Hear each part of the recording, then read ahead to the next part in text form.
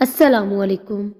اگر تہجد میں کوئی خاص بات نہ ہوتی تو اللہ تعالیٰ کیوں تہجد ادا کرنے والوں کے لیے پہلے آسمان پر آتا، صرف یہ پوچھنے کے لیے کہ انہیں کیا چاہیے؟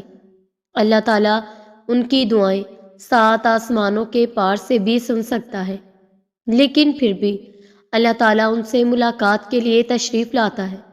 جیسے اللہ نے تہجد کو باقی نمازوں سے جدا رکھا ہے، ویسے ہی اس نے تہجد قائم کرنے والوں کو بھی سب سے جدا رکھا ہے۔ اللہ تہجد والوں کو سب سے خاص رکھتا ہے اور ان کے لیے ایسے معجزے ہیں جو کسی کے لیے نہیں۔ اب اللہ تعالیٰ 7ویں آسمان سے پہلے آسمان پر اپنے بندوں کو خالی ہاتھ لوٹانے کے لیے تھوڑی نہ آتا ہے، اور مشکلات کو وقت تہجد اللہ کے سامنے رکھ دیا کرو، کیونکہ وقت تہجد دعائیں رد نہیں کی جاتی۔ یہ وہ تیر ہے جو نشانے پر ہی لگتا ہے، رخ بھلے کوئی بھی ہو۔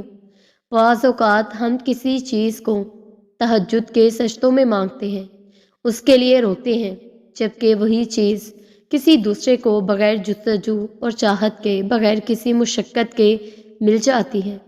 بس یہی ہمارا امتحان ہوتا ہے۔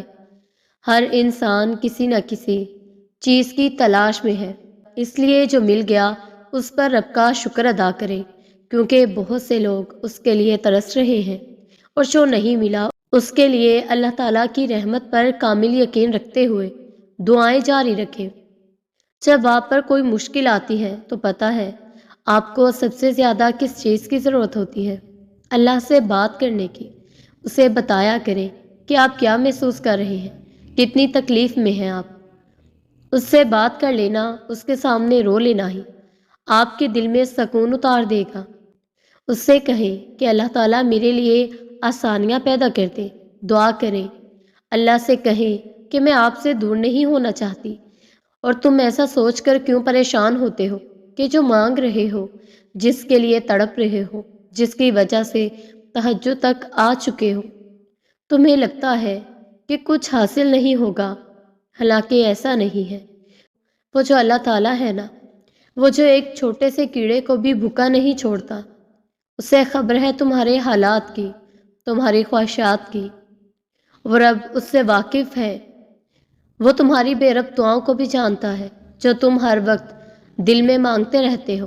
وہ تمہاری چھوٹی سے چھوٹی کوشش سے بھی واقف ہے جو تم اس کی رضا میں راضی ہونے کے لیے کرتے ہو۔ وہ تمہارا صبر کرتے کرتے تھک جانا، پھر دوبارہ سے اٹھنا، صبر کرنا، یہ سب دیکھتا ہے۔ جو آنسو اندر گرتے ہیں وہ ان سے بھی واقف ہے، ان تکلیفوں سے بھی واقف ہے جو آپ کو توڑ کر رکھ دیتی ہیں، اور ان باتوں سے بھی واقف ہے جو آپ دل میں دبا لیتے ہو ساری دنیا سے چھپا کر۔ سنو، وہ جو اللہ تعالیٰ ہے نا، ہر شے سے واقف ہے، اور وہ ہر شے کو تمہارے حق میں کرنے پر خوب قادر ہے۔ اللہ سے جب مانگا جاتا ہے تو یقین سے مانگا جاتا ہے، اور بے یقین دلوں کی دعائیں قبول نہیں کرتا۔ اور جانتے ہو، توکل کے بعد ہونے والے معجزے حقیقت ہوتے ہیں۔ جب تم مسلسل آسانی کی دعا مانگتے ہو، تب اللہ کسی کے دل کو نرم کر رہا ہوتا ہے، اور کسی کے ذہن میں کوئی خیال ڈال دیتا ہے۔ تو بس تم توکل کی راہ پر چلتے رہو۔ یہ راہ بہت خوبصورت ہے، کیونکہ اس راہ میں تمہارے ساتھ تمہارا رب ہے، اور جن دعاؤں میں سچائی شامل ہوتی ہے وہ دعائیں عرش تک جاتی ہیں، اور جن لوگوں میں صبر شامل ہو وہ رب کی رحمت کو پا جاتے ہیں۔ تم بھی مانگو اس سے جس کے در سے جھولیاں خالی نہیں جاتی، وہ عطا فرمائے گا تمہیں بھی، جس کی فطرت رحمان کہلاتی ہے۔ تہجد میں مانگی گئی ہر دعا قبولیت کی دعا ہے، اور جو تمہارے دل میں دعا کی ترغیب لایا ہے اسی نے تو اس کو قبول کرنے کا وعدہ کر رکھا ہے تم سے، اور وہ وعدہ خلافی نہیں کرتا۔ یہ بھی تو ہو سکتا ہے کہ راستہ تمہاری پسند کا نہ ہو، مگر یہ بھی تو ممکن ہے کہ یہ راستہ تمہیں اسی منزل کی جانب لے جائے جہاں تم جانا چاہتے ہو۔ اور وہ جو تمہیں تمہارے مسکرانے پر اجر دینے والا رب پھر کیسے تمہیں آنسوؤں کا صلہ نہیں دے گا؟ جیسے اللہ رب العزت نے اس آیت مبارکہ میں فرمایا ہے کہ میں تمہیں خوش کر دوں گا، تمہیں راضی کر دوں گا۔ یعنی تمہیں وہی دوں گا جو تمہیں پسند ہے، اور اتنا دوں گا کہ پھر کبھی اس کی طلب تمہیں غمزدہ نہیں کرے گی۔ اور جو فیصلہ میرا رب کرتا ہے نا، یقین مانے عرش سے لے کر فرش تک وہی بہترین ہوتا ہے۔ اور جب اللہ تمہارے دل سے کسی چیز کا خیال نہیں نکالتا تو وہ اسی چیز کو تمہارے لیے حقیقت بنا دیتا ہے۔ یاد رکھو کہ وہ البدی ہے، بے مثال چیزوں کو پیدا کرنے والا۔ تو یقین رکھو کہ وہ آپ کی کہانی پھر سے بنائے گا اور پہلے سے بہترین بنائے گا۔ اور تم کیوں پریشان ہوتے ہو؟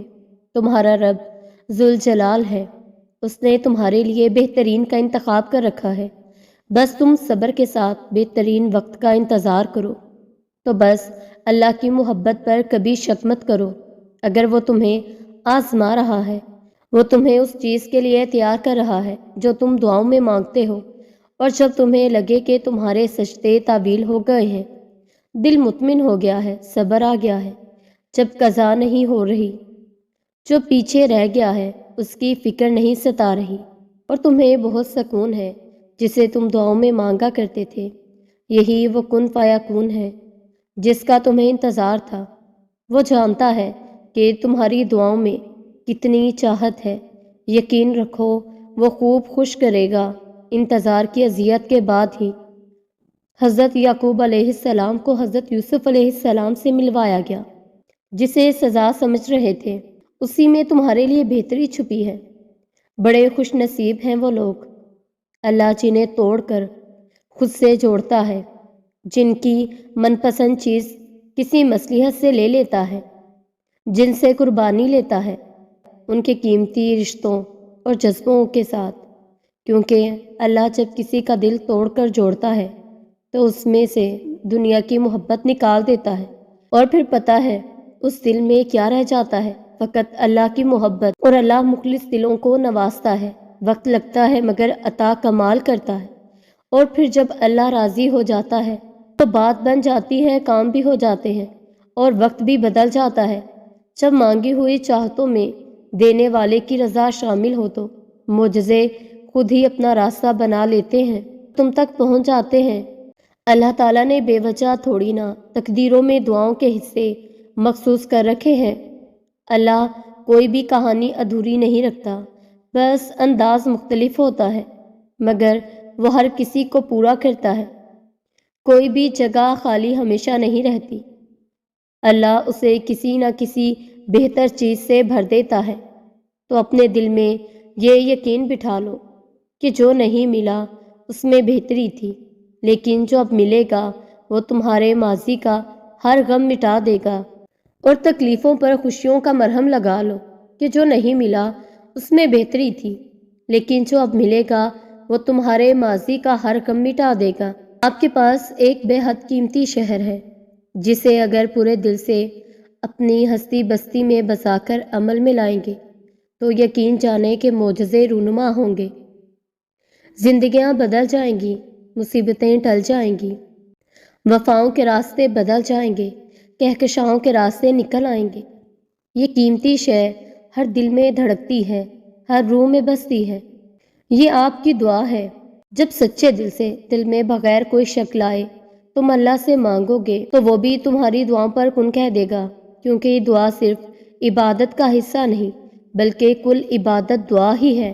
دیکھو نا کس طرح اللہ تمہارے دل میں خیال پیدا کرتا ہے اور پھر چاہتا ہے کہ تم اس سے اپنی خواہش کا ذکر کرو، اور پھر جب تم عاجزی سے اپنے رب کی رحمت کو پکارتے ہو تو وہ رحمان تمہاری دعاؤں پر کن فرما ہی دیتا ہے۔ اللہ صرف تمہارے راستوں کو موڑتا ہے، تمہاری دعاؤں کو نہیں۔ وہ تمہیں اپنے طریقے سے تمہاری من پسند چیز تک، تمہاری منزل تک لاتا ہے، اور جو کہانی تہجد تک پہنچ جاتی ہے پھر وہ کبھی ادھوری نہیں رہتی۔ چاہت سے نصیب تک کا جو فاصلہ ہے وہ بس ایک دعا ہے۔ تہجد میں بہنے والا ہر آنسو اللہ سے کن کہنے کی سفارش کرتا ہے۔ تہجد وہ نماز ہے جس میں انسان رات کے اندھیرے میں اللہ تعالیٰ سے ملاقات کرتا ہے۔ وہ نیند سے بیدار ہو کر اپنے رب کے آگے جھکتا ہے، لیکن ضروری نہیں کہ ہر کوئی تہجد پڑھتا ہو اپنے محبوب کی محبت ہی مانگتا ہو، کیونکہ وہ جو رب ہے نا، اس کی محبت میں بہت سکون ہے۔ تہجد کی توفیق بھی اسے ہی ملتی ہے جس نے اللہ کو راضی کرنا ہوتا ہے۔ تہجد کے وقت کا سکون وہی سمجھ سکتا ہے جس نے تہجد میں اللہ سے باتیں کی ہوں، جس نے تہجد کی نماز میں بھی دنیا کی نہیں اللہ کی محبت مانگی ہو۔ تہجد تو وہ نماز ہوتی ہے جو ہمیں ہمارے اللہ پاک سے بہت قریب کر دیتی ہے، اور تہجد میں مانگی گئی دعاؤں پر کن فیکون کی بارش ہوتی ہے۔ اٹھیے، اللہ سے ملاقات کا وقت ہو گیا ہے، اپنے رب کے حضور توبہ کیجیے گناہوں پر، اللہ تعالیٰ نے ابھی مہلت دی ہے آپ کو۔ اگر تہجد میں کوئی خاص بات نہ ہوتی تو کیوں اللہ تہجد پڑھنے والوں کے لیے پہلے آسمان پر آتا، صرف یہ پوچھنے کے لیے کہ تمہیں کیا چاہیے۔ اللہ یہ دعائیں 7ویں آسمان پر بھی سن سکتا ہے، لیکن پھر بھی ان سے ملاقات کے لیے تشریف لاتا ہے۔ اللہ تہجد پڑھنے والوں کو بہت خاص رکھتا ہے۔ اب 7ویں آسمان سے پہلے آسمان پر ان کو خالی ہاتھ لوٹانے کے لیے تھوڑی نہ آتا ہے۔ اور آپ کیوں پریشان ہوتے ہیں، کیوں مایوس ہوتے ہیں؟ کیا آپ کو یقین نہیں ہے کہ آپ کا رب رحمان ہے، آپ کا رب رحیم ہے، آپ کا رب کریم ہے، آپ کا رب غفور ہے، آپ کا رب ساری کی ساری قوتوں کا مالک ہے، آپ کا رب عزت دینے والا ہے، آپ کا رب رازق ہے، آپ کا رب اولاد عطا کرنے والا ہے، آپ کا رب خالق ہے، آپ کا رب مالک ہے، آپ کو رب سننے والا ہے، رب عطا کرنے والا ہے، رب عصمت والا ہے، آپ کا رب معبود ہے، آپ کا رب سب کچھ جاننے والا ہے۔ اگر آپ کو پورا یقین ہے کہ آپ کا رب ان سب صفات کا مالک ہے تو پھر آپ کیوں پریشان ہیں، کیوں اداس ہیں، کیوں مایوس ہیں، کیوں بے چین ہیں؟ کیا آپ کو اپنے رب پر کامل یقین نہیں؟ آپ کا رب تو وہ ہے جو رحمان اور رحیم ہے، کریم، غفور، مالک، خالق ہے۔ وہ تو عظیم ہے، بادشاہ ہے، سننے والا ہے، عطا کرنے والا ہے، وہی قبول کرنے والا ہے، وہی رازق ہے، وہی عزت دینے والا ہے، زندگی دینے والا ہے، موت دینے والا ہے، ساری قوتوں کا مالک ہے، جو معاف کرنے والا حی القیوم ہے، ذوالجلال والاکرام ہے، ہمیشہ سے ہے اور ہمیشہ رہنے والا ہے۔ پھر وہ رب آپ کو کیسے مایوس رہنے دے گا، کیسے بے چین رہنے دے گا، کیسے بے قرار رہنے دے گا؟ جو رب دن کو رات اور رات کو دن میں، ایک موسم کو دوسرے موسم میں بدلتا ہے، پھر وہ کیسے آپ کے حالات نہیں بدلے گا؟ کیسے وہ آپ کو تنہا چھوڑ دے گا؟ کیسے وہ آپ کے غموں کو خوشی میں نہیں بدلے گا؟ کیسے وہ آپ پہ چھا جانے والی خزاں کو بہار میں نہ بدلے گا؟ کیسے وہ آپ کو بے سہارا چھوڑ دے گا؟ اپنے رب پہ یقین رکھیں، وہ بہت جلد آپ کے غموں کو خوشیوں میں، اداسیوں کو سکون میں، بے چینی و بے قراری کو اطمینان میں، خزاں کو بہار میں بدل دے گا، بالکل اسی طرح جس طرح رات دن میں اور دن رات میں بدلتا ہے۔ ان قریب وہ رب آپ کے سب غم دور کر دے گا۔ اور اللہ تعالیٰ نے قرآن پاک میں فرمایا ہے، بے شک ہر مشکل کے ساتھ آسانی ہے، بس رب پر یقین رکھیں، بھروسہ رکھیں، توکل کریں، امید رکھیں، اپنا ہر معاملہ اللہ کے سپرد کر دیں، آپ کے سارے معاملات آہستہ آہستہ درست ہونا شروع ہو جائیں گے۔ رب کو اپنا کارساز بنا لیں، وہ رب بہت قدردان ہے، وہ کبھی آپ کو ضائع نہیں کرے گا۔ بس اپنے رب سے محبت کیجیے، بے انتہا، بے حساب، اندھا دھند، ہر چیز، ہر رشتے، ہر مقصد، ہر خوشی سے زیادہ۔